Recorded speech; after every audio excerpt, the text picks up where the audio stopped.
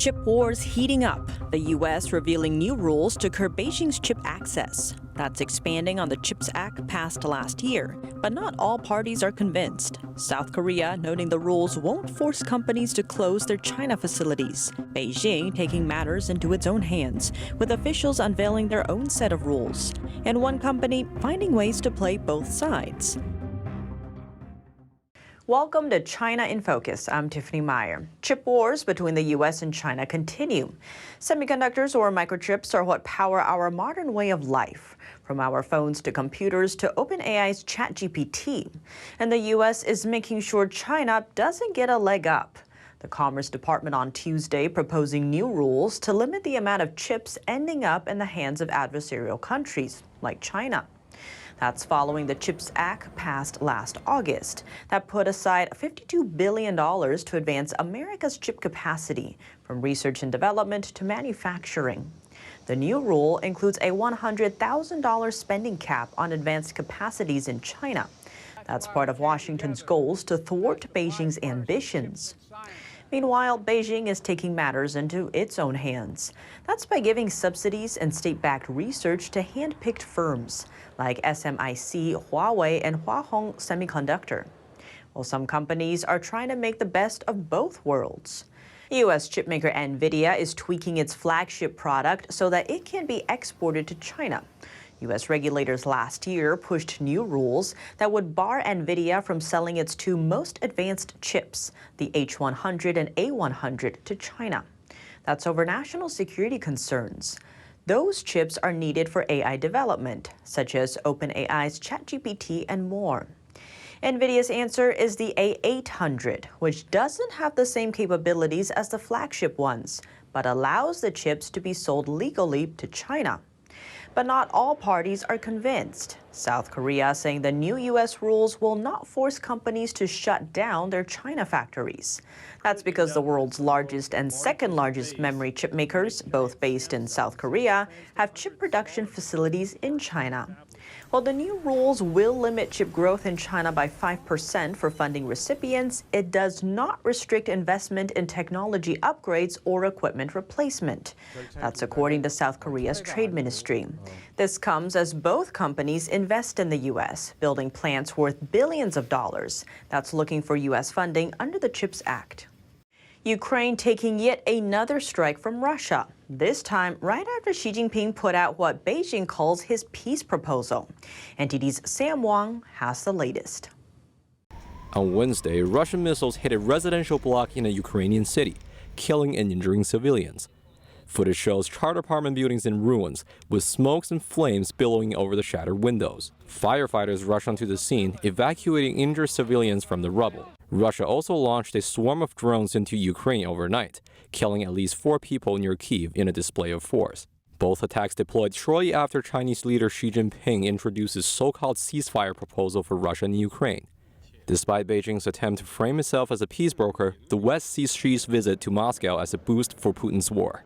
China feels no responsibility to hold the Kremlin accountable for the atrocities committed in Ukraine, and instead of even condemning them, it would rather provide diplomatic cover for Russia to continue to commit those very crimes. Meanwhile, Japan is strengthening its ties with Poland. Following a visit to Kyiv on Tuesday, Japanese Prime Minister Fumio Kishida took a trip to Poland, pledging to provide support to help neighboring Ukraine. The Polish minister expressed concern regarding China's support for Russia. The Chinese leader's visit to Moscow is very worrying. The China-Moscow axis is dangerous. Poland is a crucial ally of Ukraine in Central Europe. Warsaw has taken on a major role in supplying Kyiv with weapons in an effort to counter Russia's onslaught. Sam Wang, NTD News, New York. And following Russia's strikes on Ukraine post Xi Jinping's peace talks, what should U.S. foreign policy look like going forward? We hear from Alex Gray, former National Security Council Chief of Staff under President Trump and current senior fellow at the American Foreign Policy Council. Alex Gray, thank you so much for joining us. Great to have you back on the show. Thanks for having me again. I want to start with this Xi and Putin meeting in Moscow. It seems this was on the backdrop of diplomacy or peace talks in terms of Ukraine. They both did sign a statement talking about that. But right after, we're seeing Russia escalate with drones and missile strikes in Ukraine, killing students and civilians. How should we be reading this? Well, I think that, like so much of Chinese foreign policy, it's totally what comes out of Xi Jinping and the Chinese Communist Party's mouth is very different from their actions. And that's been consistent, whether it's their behavior on human rights, their behavior in the South China Sea, their behavior with regards to foreign interference across the world. You can't believe a word that the Chinese Communist Party says. And that's been buttressed by decades of behavior belying peaceful words. And so I think we have to, as Reagan would say, trust but verify. And, you know, in this case, actually, I would change that a little bit and say you can never trust what the Chinese Communist Party says, but you should always be watching and verifying what their behavior is and contrasting that with the words that come out of Xi Jinping's mouth. And Xi Jinping, from day one, has been buying Putin's oil. He has been keeping the economy afloat of the Russian Federation. He has been behind the scenes. I think we have pretty good evidence that they have been providing materiel that has contributed to the Russian war effort. And Alex, you did mention China's foreign policy. So seeing what's unfolding now, especially with all of the actions, not just the words, what should the U.S. foreign policy be going forward? We need to acknowledge, again, a very unfortunate failure of American intelligence. Two, we need to acknowledge that China, Russia, and to a lesser extent Iran are building an axis to try and change the traditional U.S. order globally. And we need to acknowledge that, and we need to act accordingly. That means, yes, we need to be resisting Putin's behavior in Ukraine. I believe that there are things that we need to be doing constructively to help the Ukrainians resist that. But mainly, we need to be working to deter Xi Jinping in East Asia. And that means we have to learn the lessons of the failures of deterrence in Ukraine. You look at the things that Joe Biden did leading up to the invasion of Ukraine, mixed messages, showing weakness, unilaterally deciding to cave to Russia on an arms control agreement, ending the Trump administration's resistance to the Nord Stream 2 pipeline. These were all the types of decisions that emboldened Vladimir Putin to do what he never did under Donald Trump's leadership, which was to go into Ukraine as a full-scale invasion. Xi Jinping is watching. He's learning lessons. He's calculating whether there's the same sort of lack of deterrence as it relates to Taiwan. And we need to be watching and learning from the mistakes that were made in 2021 and 2022, and hopefully implementing a much more effective deterrence policy against Xi Jinping in Taiwan. And on that note, what should the U.S. leadership's message be now to signal into the world, to really signal that deterrence, as you mentioned? Well, the message should be we unequivocally, and this is where I think the changing our policy on strategic ambiguity does make some sense, because I think being very clear as it relates to Taiwan that we will no longer leave it to Xi Jinping's imagination whether we'll intervene or not, being very clear that for us, the continued sovereignty of Taiwan is an absolute American imperative. I think being clear about that, Joe Biden repeatedly saying we're going to be ending strategic ambiguity and we will defend Taiwan, that's fine. But what we're seeing now, what Xi Jinping is seeing from the United States, whether it's our defense budget, whether it's acting in ways that are focusing more on climate change and ancillary issues than on hard power and real deterrence, those are all signs of weakness. Those all counteract any effort that we could have made through a more hardline policy on strategic ambiguity. That's all counteracted by the other things that the Biden administration has been doing in this area. Alex Gray, thank you so much for joining us. Thanks for having me. A scenic spot in the Pacific Ocean at the center of battle between world powers. A Chinese state-run company winning a major bid in the Solomon Islands. It's for a multi-million-dollar contract set to upgrade an international seaport in the country's capital city. The port reconstruction deal is part of a $170 million project. And China's civil engineering construction company will head it off. An official with the Solomon Islands Infrastructure Ministry revealed the company had been the sole bidder. The plan covers upgrading roads and wharves, areas where ships can dock and upload their cargo. The Solomon Islands awarded the roads portion to the same Chinese company back in 2022. But the project is sparking concerns overseas. The Solomon Islands struck a security pact with Beijing last year. Since then, the U.S. and allies like Australia, New Zealand, and Japan have suspected China has military motives, namely that it wants to build a naval base in the region. The Solomon Islands and China have denied the deal would allow a naval base.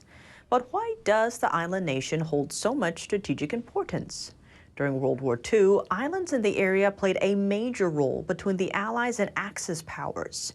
Japan's occupation of those land masses created a defensive buffer and gave Japan control over East Asia and the Southwest Pacific. When the U.S. later gained control, the shift turned the tide of the conflict. As for Beijing, a Solomon Islands naval base would also give China a place to refresh troops. With fears of a Chinese base in its backyard, Canberra is also reviewing Chinese activity on its own soil. Following a parliamentary committee's recommendation and a review by the nation's Defense Department, Australian Prime Minister Anthony Albanese has confirmed his government will review its 99-year lease of Darwin Port to another Chinese company. The seaport serves as an important gateway and strategic resource hub. It was leased to China's land bridge in 2015 for over $360 million US. Reports have revealed that some Chinese state-owned shipping companies have their own paramilitary abilities, including in-house militia, and that Beijing could mobilize those troops. The Australian Prime Minister also said he would cancel contracts with Chinese state-owned companies that aren't in the national interest. The U.S. Navy flexing its muscles in the South China Sea in an effort to counter the Chinese regime's growing assertiveness. Here's more. An American aircraft carrier is docked for a 4-day visit in the Philippines. The USS America just completed a joint exercise with Japan's maritime force.